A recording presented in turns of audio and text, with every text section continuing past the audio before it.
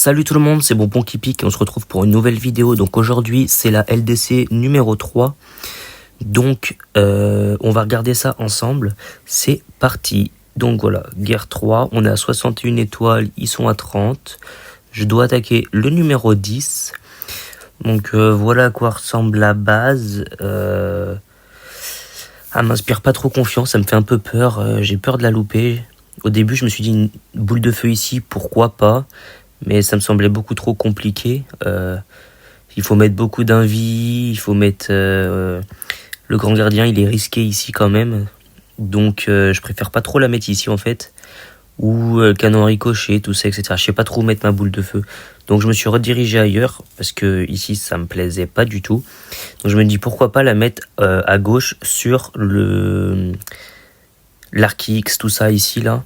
Pour péter ce petit compartiment rapidement, ça me permet de faire un petit funnel après pour que mes troupes descendent vers le bas, juste ici, donc pourquoi pas, que ça aille plus vite au niveau de l'HDV, voilà, donc je pense que je vais partir sur cette option là, de boule de feu ici, et ensuite comme ça au centre, je pourrais mettre des floraisons, et pour que mes troupes aillent bien de haut en bas et remontent après à la fin vers le haut.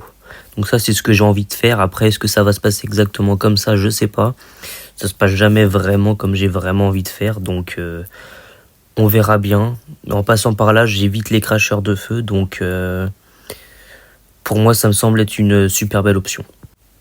Donc comme d'habitude je vous montre ce que j'ai envie de faire. Donc hop c'est ça. Hop. Donc voilà vite fait rapidement ce que j'ai envie de faire. Donc la boule de feu à gauche ici présent. Avec les deux sorts d'invisibles seulement pour pouvoir diriger ma boule de feu. Et après comme ça, mon grand gardien se redirige vers le bas. Les sorts de floraison sont dirigés ici. C'est pour que mes troupes ne tournent pas. Si j'en ai qui montent en haut et d'autres qui descendent, ma force de frappe va être beaucoup moins bonne. Donc les sorts de floraison ici sont très importants. Donc ce qu'on peut voir en noir, c'est la flèche géante de ma reine. Ensuite, je mets tous mes golems en bas avec le roi, la championne. Je mets le roi et la championne en bas de façon à prendre rapidement la nouvelle défense qui fait mal. Avec la capacité de la lance brutale pour la championne. Le roi qui va tourner tranquillement comme ça. Et voilà, ça me semble plutôt pas mal avec quelques sortes de totems au milieu. Enfin, de toute façon, vous allez voir à l'attaque. Donc... Voilà ce que j'ai fait. J'adore faire des schémas comme ça, je sais pas ce que vous en pensez. Mais moi ça me permet d'arriver en attaque et d'être sûr de moi de ce que je vais faire. Parce que c'est vrai que si tu arrives en attaque, que tu attaques et qu'après tu te dis comment je vais faire, bah t'as déjà le stress de l'attaque, t'as envie de bien faire quand même. Et en plus de ça, il faut que tu réfléchisses à tes sorts et tout ça.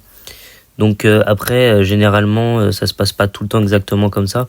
Mais au moins vous avez un visu de ce que global de ce que vous pouvez faire ou ce que vous comptez faire. Après, si la boule de feu n'atterrit pas au bon endroit, etc., il faut s'adapter en fonction, mais pour moi, c'est quand même bien plus simple de faire d'abord un schéma comme ça et après d'aller attaquer en GDC. On part sans plus attendre à l'attaque, c'est ce qui vous intéresse le plus de toute façon. C'était juste une petite pause pour vous dire que c'était mieux de faire des dessins. Moi je trouve ça beaucoup mieux de faire des dessins, voilà. Donc là comment j'attaque, c'est très simple. Du coup j'ai dit je mets mon grand gardien en haut. Je mets d'abord un ballon, c'est pour s'il y a des mines ou les Tesla. On sait pas si c'était s'il y avait une Tesla ou pas, etc. ou des mines.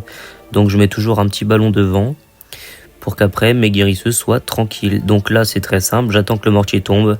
Un invis, deux invis, la boule de feu. Les deux sorts de séisme, c'est exactement ce que je vous avais dit sur le schéma. Maintenant, je mets deux petits golems pour rediriger mon grand gardien vers le bas. Ensuite, je vais envoyer j'attends que le roi il tombe avec la chasseuse que j'ai mis. J'envoie la reine, la flèche géante. Donc là, ce que je vous ai dit, l'invie il tombe, en fait, il réapparaît. Et ça, je savais pas malheureusement.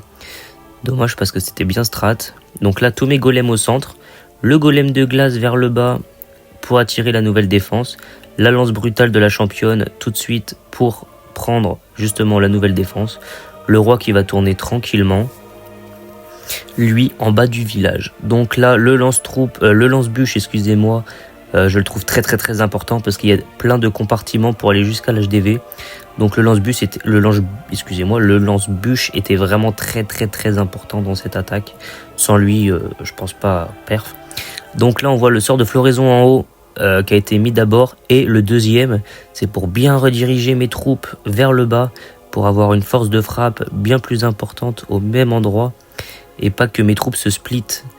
Donc là le premier sort de floraison qui tombe, mais c'est pas très grave.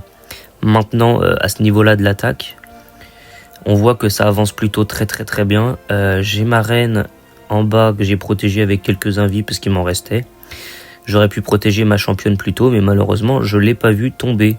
Il me reste la capacité du roi, 3 Yeti qui tournent aussi avec le super géant.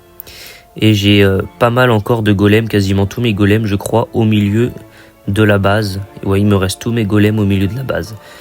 Donc voilà, je vais activer la capacité du roi maintenant pour prendre tous les bâtiments qui me gênaient, qui servaient pas à grand chose sur le côté en plus. Et puis les golems qui font le travail tranquillement, ils prennent les dernières défenses qui restent. Puis les nouveaux bâtiments, on voit que ça passe très largement. Il me reste encore mes 3 Yeti qui n'ont rien fait sur le village. Les 3 Yeti, ils ont encore toute leur mythe, toute leur vie. Il me reste des golems full life, le roi, la reine, le géant. Donc l'attaque passe très bien. Voilà pour mon attaque. Je vais maintenant partir chez Tennessee 2 pour vous montrer une attaque. Alors là, c'est un HDV 16 qui a perf un HDV 18. Alors, vous allez me dire, oui, il est pas HDV 18 max, etc. Mais quand même, c'est un HDV 17 max avec quelques défenses HDV 18. Donc, pour un HDV 16, ça reste tout de même une sacrée perf et une super belle attaque. Donc, je me devais de vous la montrer. Et comme ça me permet de vous dire aussi qu'on a Tennessee 2. Donc on a le 1, le 2, le 3 et actuellement bientôt un 4 qui va sortir à la fin de la LDC. Donc n'hésitez pas à rejoindre ces 4 clans là. Vous serez dans une super structure Clash of Clans. Vous ne serez pas déçus. En GDC puis LDC, on est vraiment très performant. On s'aide énormément. Ce qu'il faut, c'est être dans le Discord tout simplement. Donc on passe à l'attaque. Donc il met tout de suite une grosse boule de feu sur la monolithe qui prend énormément de bâtiments. Je trouve ça magnifique. C'était une très belle boule de feu déjà pour commencer l'attaque. Donc comme je vous ai dit, n'oubliez pas, c'est un HDV 16 sur un HDV 18. Donc dans tous les cas, c'est une super belle attaque. Franchement, Lame d'Or, si tu regardes cette vidéo, n'hésite pas à te manifester en commentaire. Mais t'es vraiment très fort. Pour le coup, c'était une belle attaque. Donc en bas du village, on voit qu'il met une caserne avec un Yeti et un golem de glace pour funnel vers le bas pour prendre un maximum de bâtiments en bas. Le grand gardien qui a eu chaud mais qui reste en vie et qui fait un bon travail pour prendre pas mal de bâtiments pour funnel pour ses super Yeti. Les super Yeti qui rentrent directement, enfin qui sont mis au milieu du village et qui vont rentrer justement en plein milieu de ce village avec le roi, la reine, le grand gardien, les guérisseuses. Là il y a vraiment la totale des troupes.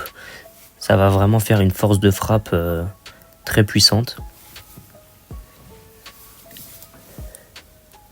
Le sort de saut au milieu du village pour rentrer vraiment dans tous les compartiments. Les héros défensifs qui vont peut-être gêner un petit peu, mais franchement là, vu la puissance de frappe, il peut pas se passer grand chose. Les super Yeti bloqués légèrement pendant un petit temps, mais ils vont commencer à réavancer encore. Donc là il reste quoi? Il reste la reine, le géant, beaucoup de guérisseuses qui font un travail monstrueux, les super Yeti qui vont directement se diriger vers l'HDV, la championne qui a été envoyée. Un golem de glace également. Il reste encore 2 sorts et c'est un perf énorme.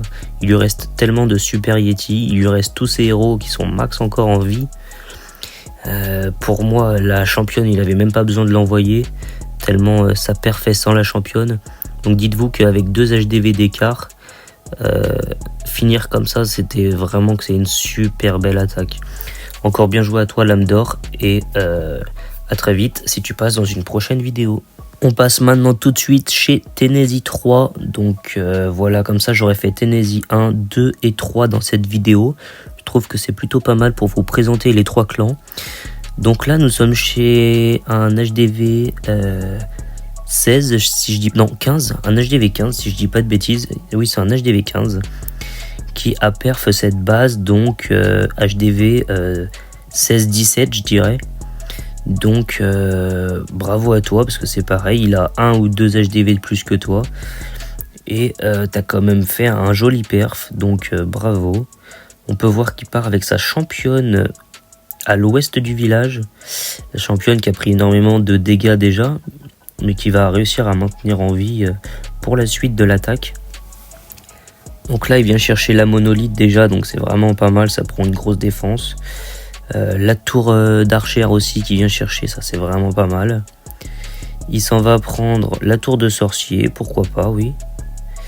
Hop, il s'en va prendre le mortier, il va prendre la défense anti-aérienne, il va prendre l'arc X, il va finir sûrement par la catapulte. Voilà, il prend la catapulte, c'était juste mais il la prend. Il envoie sa flèche géante de l'arène en bas. Il envoie toutes ses racines aussi en bas.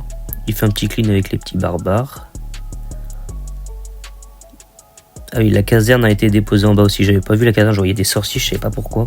Il y a la caserne qui a été déposée en bas. Donc là, on voit que les racines avancent bien en bas du village. Le funnel a été bon en haut. Donc les racines n'ont pas le choix que de se diriger en bas, droit sur l'HDV. Il met un gros sort de rage pour faire tomber rapidement l'HDV, je pense, qui fait énormément de dégâts de zone avec son truc sur l'HDV justement. Donc là on voit qu'il y a des troupes qui prennent bien le côté du village. Les racines, elles, qui remontent dans les parties importantes, prennent des grosses défenses, accompagnées du grand gardien, du roi et des guérisseuse, donc c'est magnifique. La reine qui fait son petit travail aussi sur le côté tranquillement pour finir les petits bâtiments. Les racines qui continuent d'avancer, il leur reste vraiment pas grand chose, hein. C'est vraiment une belle attaque encore, hein, qui va passer très largement. Donc bien joué aussi à toi pour ton attaque, parce que il avait quelques HDV de plus que toi, donc c'était pas évident sur le papier, mais t'as fait une magnifique attaque. Et franchement, chez Tennessee, ça rigole pas avec les attaques, hein. Ils sont vraiment très forts. Je vous remercie d'avoir regardé la vidéo, c'était Bonbon qui pique. On se dit à très vite pour une prochaine vidéo. Likez, commentez, partagez comme d'habitude la team. Allez, ciao. Je vous laisse avec l'intro les gars.